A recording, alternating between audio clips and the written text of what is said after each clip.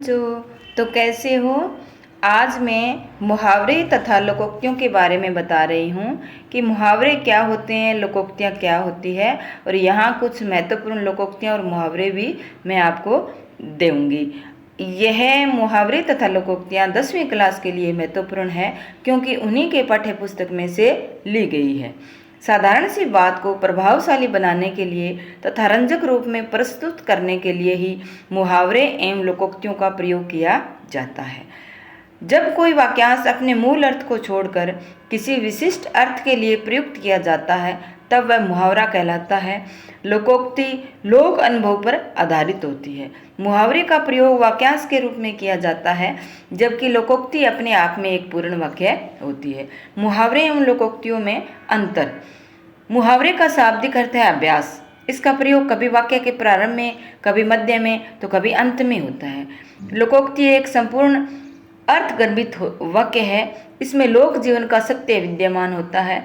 इसको निम्नलिखित प्रकार से अधिक रूप से स्पष्ट रूप से समझा जा सकता है।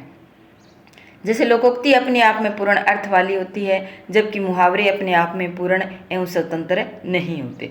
लोकोक्ति को किसी वाक्य का सहारा लेने की आवश्यकता नहीं है जबकि मुहावरा वाक्य का अंश बनकर उसमें प्रयुक्त होकर ही अपना अर्थ प्रकट कर पाता है। लोकोक्ति का प्रयोग ज्यों का त्यों होता है जबकि मुहावरे के प्रयोग के अनुसार लिंग, वचन और क्रिया के अनुरूप कुछ परिवर्तन आ जाते हैं। मुहावरे यानी ऐसा वाक्यांश जो सामान्य अर्थ का बोध न कराकर किसी विलक्षण अर्थ की प्रतीति कराए मुहावरा कहलाता है। हिंदी शब्द सागर में मुहावरे को इस प्रकार परिभाषित किया गया है।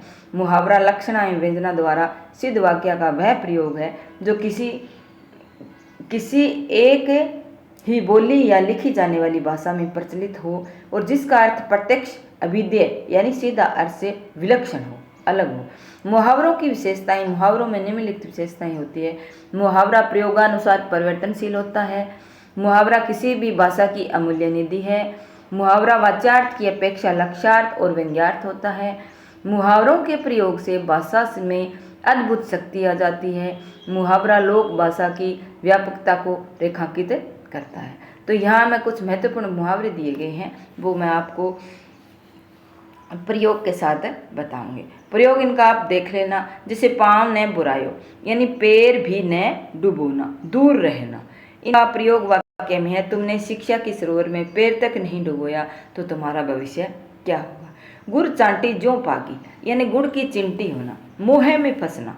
देवेंद्र तो लता के प्रेम में गुड़ की चिमटी हो रहा है। हारील की लकड़ी, हारील की लकड़ी का होना यानी सदा साथ रहना। आजकल छात्राओं के लिए मोबाइल हारील की लकड़ी हो गया है। वास्तव में सही उदाहरण है ये। राजनीति पढ़ी आई यानी चतुराई सीख लेना। प्रकाश अब पहले वाले सीधा साधा लड़का नहीं है, अब तो वह राजनीति पढ़ आया है यानी अपने अच्छे को रास्ता बताता है। चहत उड़ावन फूंक पहाड़ो यानी असंभव कार्य। अपनी इस लाठी से पूरे गांव को डराना चाहते हो तो फूंक से पहाड़ उड़ाना चाहते हो।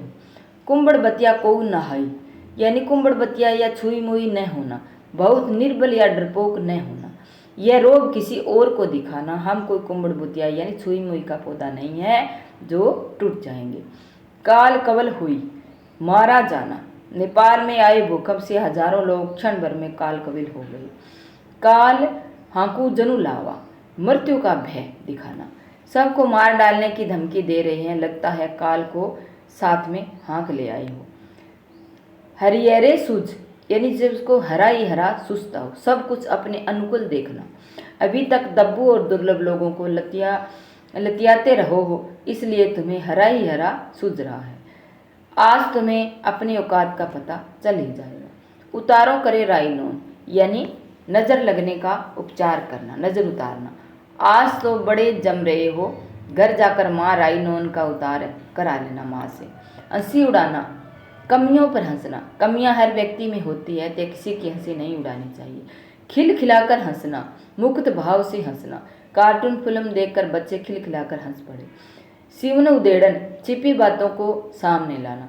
दूसरों की सीवन उधेड़न में बड़ा मजा लेते हो, जरा अपने अंदर भी झांक कर देखो कितनी गंदगी भरी है। हृदय में विद्युत होना, आशा और उत्साह से पूर्ण होना। हृदय में विद्युत होने पर ही कवि समाज को सकारात्मक क्रांति का संदेश दे सकता है। आंख हटाए न हटना, नेत्रों का मुग्ध होना। मंदिर में श्री कृष्ण की प्रतिमा इतनी सुंदर थी कि उस पर से आंखें भी नहीं हट रही थी। मृतक में भी जान डाल देना, यानी मुर्दे दिलों को भी जीवित कर देना। नीरस हृदय में सरसता का भाव जगा देना। उस संत के प्रभाव से मुखमंडल में निकलती हुई शब्दावली मृतकों में भी जान डाल देती है। पाषाण पिघल जाना, कठोर व्यक्ति का द्रवित हो जाना। एकमात्र पुत्र की दुर्घटना में मृत्यु होने पर माँ का विलाप पाषाण को में भी पिघलने वाला था। आंख फेर लेना, दृष्टि हटा लेना। लड़की को अपनी दुर्दशा पर लज्जित देकर हमने अपनी आंखें फेर ली। कनखी मार कर देखना, तिरछी नजर से देखना। ट्रेन पर चढ़ते हुए वह लड़का मुझे बार बार कनखियों से देख रहा था, जैसे मुझे वह पहचान रहा हो। आंख चार होना, नजरें मिलाकर देखना, प्रेम हो जाना। मंदिर के आंगन में मीरा भी श्री कृष्ण से आंखें चार हो गई थी। मृग तृष्णा होना, भ्रम होना, मिथ्या होना। सांसारिक सुख केवल मृग तृष्णा है, क्योंकि इनसे कभी संतुष्टि नहीं होती। धुंधले प्रकाश की पाटिका होना, अस्पष्ट समझ होना। किशोरावस्था में भावी जीवन का चित्र पूर्णतः स्पष्ट नहीं होता। उस समय लड़कियां धुंधले प्रकाश की पाटिका जैसी होती है। गला बैठना, स्पष्ट न बोल पाना। रात भर गाने से उनका गला बैठ गया। ढांढस बढ़ाना, उत्साह बढ़ाना, धैर्य दिलाना। सच्चा मित्र घोर संकट में भी ढांढस बंधाता है और हिम्मत नहीं हारने देता। आंखें ही आंखों में हंसना, आंखों से ही हंसी का भाव प्रकट होना। लड़कों को बेतुकी संवादों और चेष्टाओं को देखकर लड़कियां आंखों ही आंखों में हंस रही थी। बत्ती सी दिखाना, जोर से हंसना, पूरे दांतों को दिखाई देना, सब कुछ होम देना, सर्व शव बलिदान कर देना। यहाँ इनका वाक्य में प्रयोग दिया गया है, इसको आप पढ़ लेना। आंखें भर आना, दुखी हो जाना, दो टूक बात करना, साफ साफ कहना, खरा व्यवहार करना, निष्कपट या खुला आचरण, झगड़ा मोल लेना, जानबूझकर झगड़ा करना, गुज्जर चलाना, आवश्यकता पूरी